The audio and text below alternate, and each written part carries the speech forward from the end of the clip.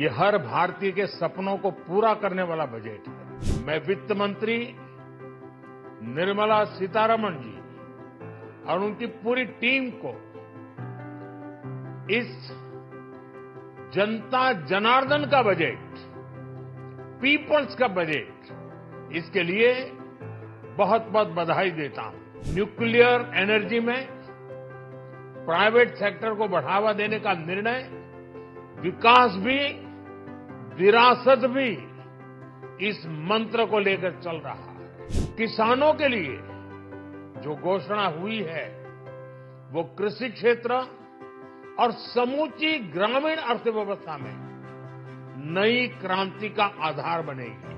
12 लाख रुपए तक की आय को टैक्स से मुक्त कर दिया गया। भारत की विकास यात्रा का एक महत्वपूर्ण पड़ाव है। ये 140 करोड़ भारतीयों की आकांक्षाओं का बजट है। ये हर भारतीय के सपनों को पूरा करने वाला बजट है। हमने कई सेक्टर्स युवाओं के लिए खोल दिए हैं। सामान्य नागरिक विकसित भारत के मिशन को ड्राइव करने वाला है। ये बजट एक फोर्स मल्टीप्लायर है। ये बजट सेविंग्स को बढ़ाएगा, इन्वेस्टमेंट को बढ़ाएगा, कंजम्पशन को बढ़ाएगा और ग्रोथ को भी तेजी से बढ़ाएगा। मैं वित्त मंत्री निर्मला सीतारमण जी और उनकी पूरी टीम को इस जनता जनार्दन का बजट, पीपल्स का बजट, इसके लिए बहुत बहुत बधाई देता हूं।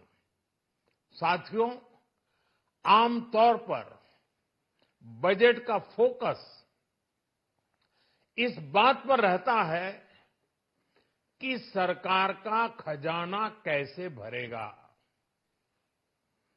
लेकिन ये बजट उससे बिल्कुल उल्टा है। लेकिन ये बजट देश के नागरिकों की जेब कैसे भरेगी, देश के नागरिकों की बचत कैसे बढ़ेगी और देश के नागरिक विकास के भागीदार कैसे बनेंगे, ये बजट इसकी एक बहुत मजबूत नींव रखता है।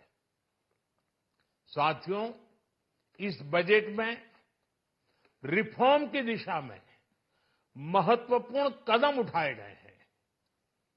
न्यूक्लियर एनर्जी में प्राइवेट सेक्टर को बढ़ावा देने का निर्णय बहुत ही ऐतिहासिक है। ये आने वाले समय में सिविल न्यूक्लियर एनर्जी का बड़ा योगदान देश के विकास में सुनिश्चित करेगा। बजट में रोजगार के सभी क्षेत्रों को हर प्रकार से प्राथमिकता दी गई है। लेकिन मैं 2 चीजों पर ध्यान आकर्षित करना चाहूंगा। उन रिफॉर्म्स की मैं चर्चा करना चाहूंगा जो आने वाले समय में बहुत बड़ा परिवर्तन लाने वाले हैं। एक, इंफ्रास्ट्रक्चर स्टेटस देने के कारण भारत में बड़े शिप्स के निर्माण को बढ़ावा मिलेगा। आत्मनिर्भर भारत अभियान को गति मिलेगी और हम सब जानते हैं कि शिप बिल्डिंग ये सर्वाधिक रोजगार देने वाला क्षेत्र है। उसी प्रकार से देश में टूरिज्म के लिए बहुत संभावना है। महत्वपूर्ण 50 टूरिस्ट डेस्टिनेशन, वहां पर जो होटल्स बनाएंगे, उस होटल को पहली बार इंफ्रास्ट्रक्चर के दायरे में लाकर टूरिज्म पर बहुत बल दिया है। इससे हॉस्पिटैलिटी सेक्टर को, जो रोजगार का बहुत बड़ा क्षेत्र है, और टूरिज्म जो रोजगार का सबसे बड़ा क्षेत्र है, एक प्रकार से चारों तरफ रोजगार के अवसर पैदा करने वाला एक क्षेत्र को ऊर्जा देने वाला काम करेगा। आज देश विकास भी विरासत भी इस मंत्र को लेकर चल रहा है। इस बजट में भी इसके लिए भी बहुत महत्वपूर्ण और ठोस कदम उठाए गए हैं। 1 करोड़ पांडुलिपियों के लिए संरक्षण के लिए, मैन्युस्क्रिप्ट के लिए ज्ञान भारतम मिशन लॉन्च किया गया है। साथ ही भारतीय ज्ञान परंपरा से प्रेरित एक नेशनल डिजिटल रिपोजिटरी बनाई जाएगी। यानी टेक्नोलॉजी का भरपूर उपयोग किया जाएगा और हमारा जो परंपरागत ज्ञान है उसमें से अमृत निचोड़ने का भी काम होगा। साथियों, बजट में किसानों के लिए जो घोषणा हुई है वो कृषि क्षेत्र और समूची ग्रामीण अर्थव्यवस्था में नई क्रांति का आधार बनेगी। पीएम धन धान्य कृषि योजना के तहत 100 जिलों में सिंचाई और इंफ्रास्ट्रक्चर का डेवलपमेंट होगा। किसान क्रेडिट कार्ड की लिमिट 5 लाख तक होने से उन्हें ज्यादा मदद मिलेगी। साथियों, अब इस बजट में 12 लाख रुपए तक की आय को टैक्स से मुक्त कर दिया गया है। सभी आय वर्ग के लोगों के लिए टैक्स में भी कमी की गई है। इसका बहुत बड़ा फायदा हमारे मिडिल क्लास को, नौकरी पेशे करने वाले जिनकी आय बंधी हुई है ऐसे लोगों को, मिडिल क्लास को इससे बहुत बड़ा लाभ होने वाला है। उसी प्रकार से जो नए नए प्रोफेशन में आए हैं, जिनको नए नए जॉब मिले हैं, इनकम टैक्स की ये मुक्ति उनके लिए एक बहुत बड़ा अवसर बन जाएगी। साथियों, इस बजट में मैन्युफैक्चरिंग पर 360 डिग्री फोकस है ताकि एंटरप्रेन्योर्स को, एमएसएमईज को, छोटे उद्यमियों को मजबूती मिले और नई जॉब पैदा हो।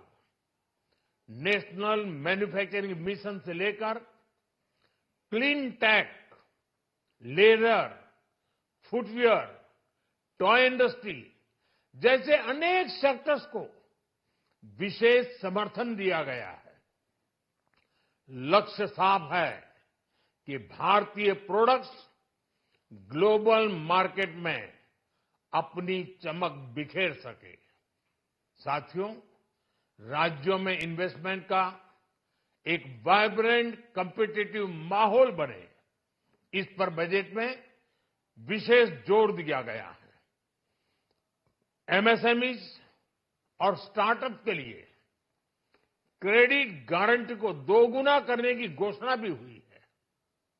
देश के एससी, एसटी और महिला जो नए उद्यमी बनना चाहते हैं उनको 2 करोड़ रुपए तक के लोन की योजना भी लाई गई है और वो भी बिना गारंटी।